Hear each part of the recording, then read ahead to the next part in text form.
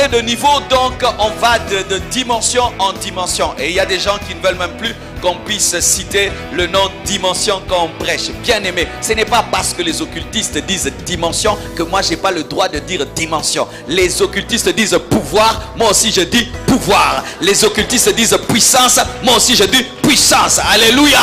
Les occultistes disent force, moi aussi je dis force. Ce n'est pas parce qu'eux disent dimension que moi je n'ai pas le droit de dire dimension. Le Larousse c'est pour tout le monde. Ces 4 choses révèlent les 4 dimensions de l'onction. Certaines personnes ont l'onction des chevilles, d'autres l'onction au niveau des genoux, d'autres l'onction au niveau des reins et d'autres nagent dans le torrent. Le plus haut niveau, c'est nager dans le torrent. Ce n'est pas d'avoir l'onction au niveau de tes chevilles. Ce n'est pas d'avoir l'onction au niveau de tes genoux. Ce n'est pas d'avoir l'onction au niveau de tes reins. Cette onction s'est manifestée même dans la vie de David. Lorsque pour la première fois, il avait été roi, mais derrière les brebis de son père. Il avait l'onction de l'esprit, mais il était derrière les brebis de son père. Et dans la vie chrétienne, quand est-ce que cette onction vient dans notre vie? C'est lorsque nous recevons Jésus-Christ comme Seigneur et Sauveur. C'est la première onction que tu reçois. Le Saint-Esprit vient dans ta vie le même jour où tu reçois Jésus-Christ dans ta vie. Tout chrétien a l'onction. Tout chrétien a le Saint-Esprit. Vous êtes des rois. Dites Amen.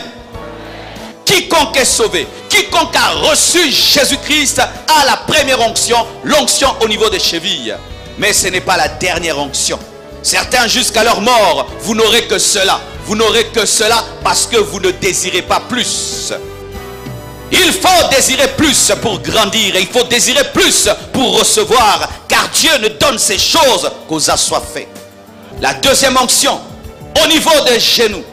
La Bible nous dit qu'Ézéchiel n'est pas resté au niveau des chevilles, mais il a évolué jusqu'au niveau des genoux. Le torrent était au niveau des genoux. Et lorsque tu as l'eau au niveau des genoux, ça pèse davantage et ta démarche change. Alléluia. Au niveau des chevilles, c'est l'eau. Au niveau des genoux, c'est l'eau. Mais il y a un autre niveau de quantité. C'est toujours le même Saint-Esprit, mais avec un autre niveau de puissance. Et dans la vie chrétienne, quand est-ce que nous avons cette deuxième onction? C'est lors du baptême dans le Saint-Esprit. Le baptême dans le Saint-Esprit, c'est une deuxième expérience avec le Saint-Esprit. Lorsque tu crois, tu as le Saint-Esprit. Mais lorsque tu es baptisé dans le Saint-Esprit, c'est une expérience nouvelle avec le Saint-Esprit où tu es rempli et revêtu de puissance. Et cette expérience s'accompagne du signe du parler en d'autres langues. Qui parle en d'autres langues en ce lieu? Bien-aimé, si tu as la foi et tu ne parles pas en d'autres langues aujourd'hui, tu seras baptisé du Saint-Esprit avec le signe du parler en d'autres langues et tu vas parler en d'autres langues. Dis-moi Amen. Bien-aimé, de plus en plus, les chrétiens ne veulent plus parler en d'autres langues. Nous devenons tellement intellectuels que nous nous contentons de parler en français, en lingala. Mais je t'assure, lorsque tu parles en français et en lingala, tu commets des fautes de la et des fautes de le. Mais celui qui parle en d'autres langues ne commet pas de fautes de le et de la. Pourquoi? Il n'y a pas de pluriel, il n'y a pas de singulier. Alléluia! Et le baptême du Saint-Esprit est la porte des dons spirituels. Le don de la parole de connaissance, le don de la parole de sagesse, le don de guérison, le don de miracle, le don de prodige, le don de prophétie, le don de discernement des esprits. Frères et sœurs, une église sans don spirituel est une église aveugle, est une église sourde, est une église sans main. Et nous avons besoin de ces choses, des hommes qui ont le don de guérison, des hommes qui chassent les démons, qui ouvrent les yeux des aveugles, qui font marcher les paralytiques, qui te regardent et te révèlent ta vie. C'est important dans l'église. Il y a des gens, une fois qu'il est baptisé du Saint-Esprit, avec le signe du parlant d'autres langues, Amen, il s'arrête là, c'est fini. Non, le torrent ne s'arrête pas au niveau des genoux. Il évolue jusqu'au niveau des reins. Alléluia. Qu'est-ce qu'au niveau des reins? C'est l'onction royale. C'est l'onction qu'on donnait au roi afin qu'il puisse diriger tout Israël. Et David a reçu cette onction car il a été oint derrière les brebis de son père. Il était oint sur Juda et ensuite il était oint sur Israël. C'est alors qu'il a dirigé tout Israël. Frères et sœurs, lorsque tu cherches l'onction, rien que pour toi-même et pas pour impacter le monde, Dieu te donnera des petites onctions. L'onction royale. vient pour des grandes choses. On donne des grandes armes à ceux qui vont au front. C'est pourquoi vous remarquez, les policiers ne sont pas aussi bien armés que les militaires. Alléluia. Les policiers gardent les civils, mais les militaires, ils vont au front.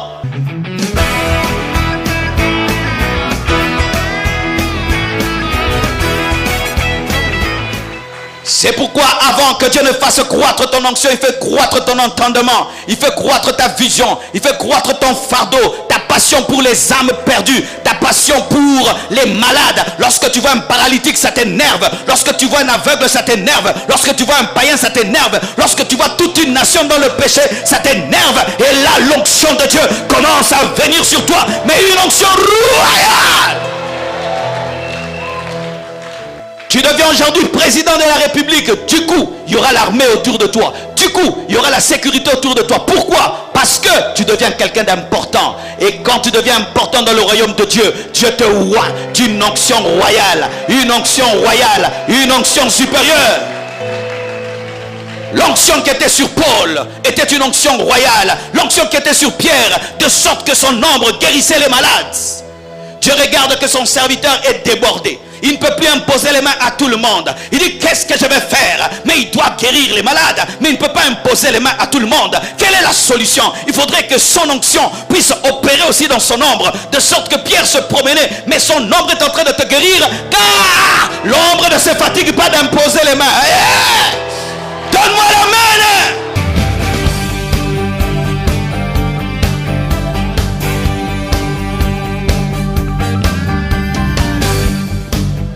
L'onction royale, c'est une lourde responsabilité.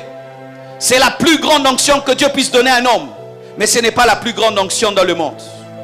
Comprenez ce que je viens de dire. C'est la plus grande onction que Dieu puisse donner à un homme. Au-delà de cela, il n'y avait rien d'autre. C'est pourquoi Dieu prend le temps avant de donner cette onction à quelqu'un. Car je vous assure, cette onction-là, elle est terrible. Tu peux te déclarer Dieu avec cette onction. Dites lesbianisme spirituel. Une femme lesbienne cherche à plaire à une autre femme. Elle se maquille pour l'autre femme. Elle met l'huile pour l'autre femme. Et lorsque l'église, nous recherchons l'onction pour nous épater les autres, c'est le lesbianisme spirituel. Je suis l'épouse, tu es l'épouse. Quand je cherche maintenant à t'impressionner, je suis en train de te séduire, c'est le lesbianisme spirituel. Nous sommes loin pour la gloire du mari. Pour la gloire du mari. Pour la gloire du mari. Pour la gloire du mari. Seigneur, ouvre-moi pour qu'il puisse se sentir. Seigneur, ouvre-moi pour qu'il voie. Qu'on voie quoi? Tu es une femme, je suis une femme. Lesbienne, tu es une lesbienne. Lesbienne spirituelle.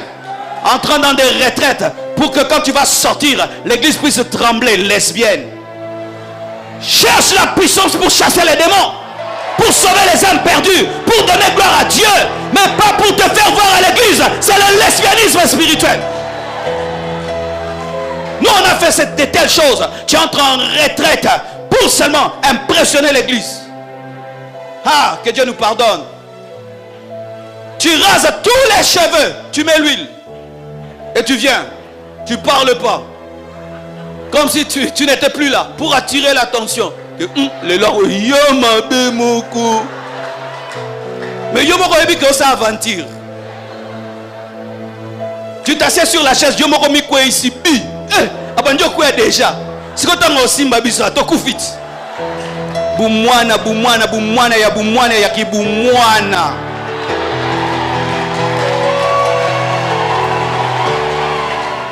La finalité, la plus grande onction, c'est l'onction de l'église locale. C'est l'onction du corps du Christ. C'est lorsque dans une église, il y a l'amour, l'unité et la sainteté. Et la puissance de Dieu descend dans cette église. Avant même que le pasteur prêche, les malades sont guéris. Les aveugles voient. Tu mets le pied, tu es totalement changé. Tu es convaincu de péché, de justice et de jugement. Les choristes chantent, la gloire tombe. Celui qui modère parle, la gloire tombe. Le pasteur parle, la gloire tombe. Tu rentres à la maison, ça te suit. La plus grande révélation de la Bible, c'est l'amour. Le plus haut niveau de la connaissance, c'est l'amour. Et donc, la plus forte onction ne vient que dans l'amour.